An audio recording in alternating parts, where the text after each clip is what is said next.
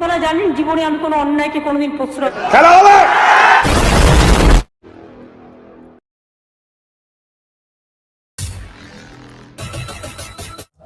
নমস্কার, আমি কৃষ্ণপদ অধিকারী।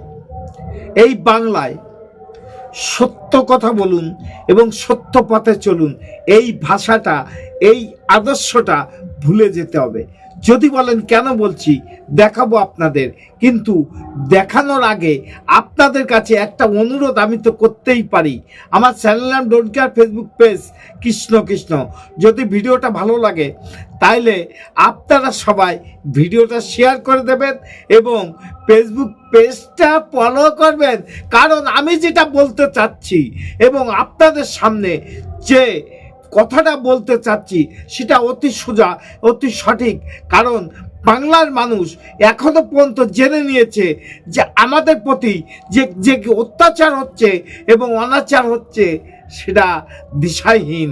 কারণ এই কথাটা কেন বলবো, দেখাবো আপনাদের, কিন্তু আপনারা যদি সঙ্গে থাকেন তাহলে এই ভয়ানক ব্যাপার এবং ভয়ানক কথা শুনতে পারবেন। আজকালে যে অপদার্থতা যে পুলিশের কাছে এবং প্রশাসন ডিপার্টমেন্ট করে গেছে এবং করেছে, তার নিন্দা জানানোর ভাষা পৃথিবীতে কেউ খুঁজে পায়নি। কারণ এত বড় ভয়ঙ্কর ঘটনা ঘটে গেছে, সেখানে অভয়া কোনো বিচার পেল না, অবশ্যই পাবেও না। কারণ বিচারের আগে সব কিছু ভ্যানিশ করে দেওয়ার পরে যদি সিবিআইর কাছে চলে যায়, তারা নতুনভাবে কোনো তদন্ত অগ্রসর হতে পারেনি। দেখাবো আপনাদের যারা প্রতিবাদ করে তাদের বিরুদ্ধে যে অত্যাচার অনাচার এখানে হয়ে যাচ্ছে এবং হয়েছে, তার একটা বিবরণ আপনাদের সামনে এই ভিডিওর মধ্যে আমি দিতে চলেছি। তাহলে আমার সঙ্গে থেকে ভিডিওটা দেখুন যে আমরা কোন জায়গায়, কোন অবস্থানে, কোন বাংলায় বসবাস করি। এটা কি কোনো সভ্য সমাজ এবং সভ্য জায়গা মনে করা যায় কিনা জানি না। চলেন দেখাবো সব কিছু, কিন্তু দেখানোর আগে আপনাদের কাছে আমি বলতে চাই, আমার এই ভিডিওটা ভালো না লাগা সেটা আপনাদের ব্যক্তিগত ব্যাপার, কিন্তু মানুষের কাছে এই ভিডিওটা পৌঁছে যাক এই অনুরোধটুকু আপনাদের দরবারে আপনাদের কাছে করতেই পারি। কারণ আমি তো জানি মানুষ সত্য তার উপরে নাই, কিন্তু আমরা মানুষের পাশে দাঁড়াতে পারছি না। চলেন দেখা যাক, কথা না বাড়িয়ে ভিডিওটা, যে আমরা এই বাংলায় যারা সত্য কথা বলে, সত্য পথে চলে, তাদের পরিস্থিতি কোথায়।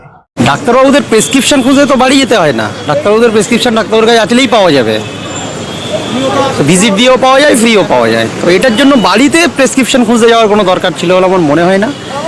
আর কি কমপ্লেনের বেসিসে গিয়েছে সেটাও আমাদের কাছে এখনো হাতে আসেনি, কিন্তু এটা পরিষ্কার যে 30-40 জন পুলিশ গিয়ে একটা ভয় দেখানোর প্রচেষ্টা, 4-5টা গাড়ি নিয়ে যাওয়া, এবং গ্রামের মধ্যে আপনারা জানেন যে কোনো পুলিশ দেখলেই মানুষ একটু ভয় পায়, সেই জিনিসটাকে কাজে লাগিয়ে যদি আন্দোলন থেকে সরে যাওয়া হয়, আন্দোলন নিয়ে কোনো কথা না বলা হয়, সেটাই আমার প্রচেষ্টা।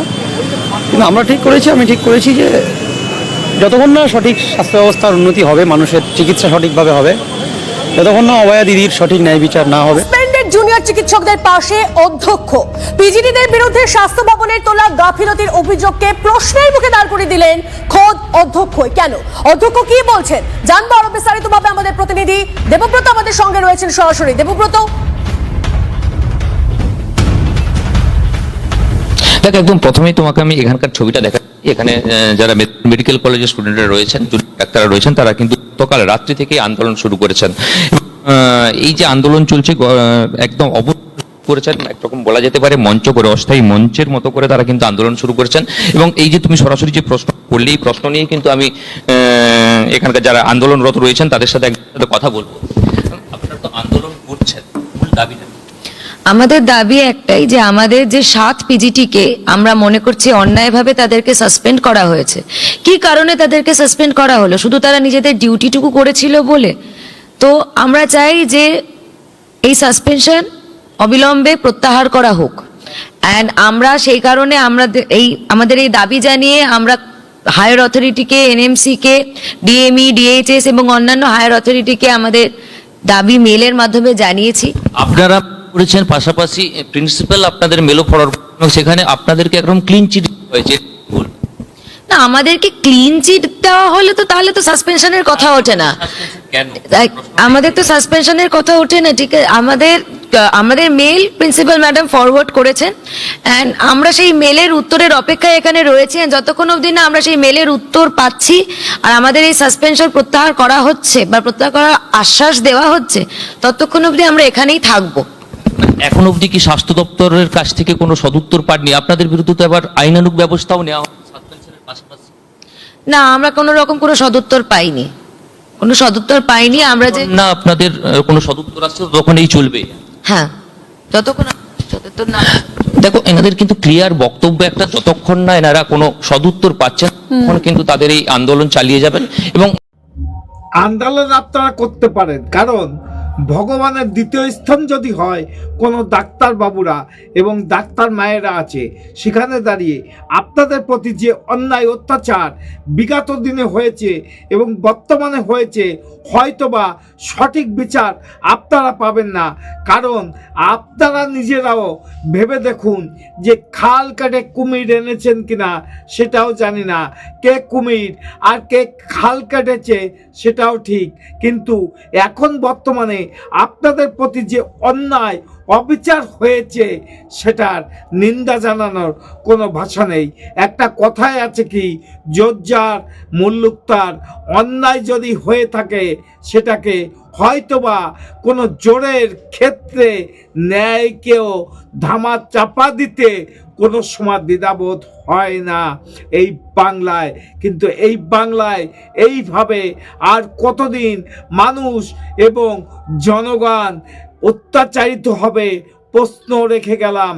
বাংলার জনগণ আগেও কি এই রূপটাই অবস্থানে ছিল, না কোনো পরিবর্তনের হাওয়া এই বাংলায় লাগতে পারে জানি না। যদি ভিডিওটা ভালো লাগে লাইক, শেয়ার, কমেন্ট করবেন এবং এই ডাক্তারবাবুর পাশে দাঁড়ানোর জন্য আপনাদের কাছে হাত জোড় করছি যে অন্যার প্রতিবাদ গড়ে তুলুন, কারণ এটাই মানুষের ধর্ম। চ্যানেল নাম don't care, Facebook page Krishna Krishna. সকলের কাছে পৌঁছে দেন ভিডিওটা। নমস্কার, টাটা। Madam, when sorry.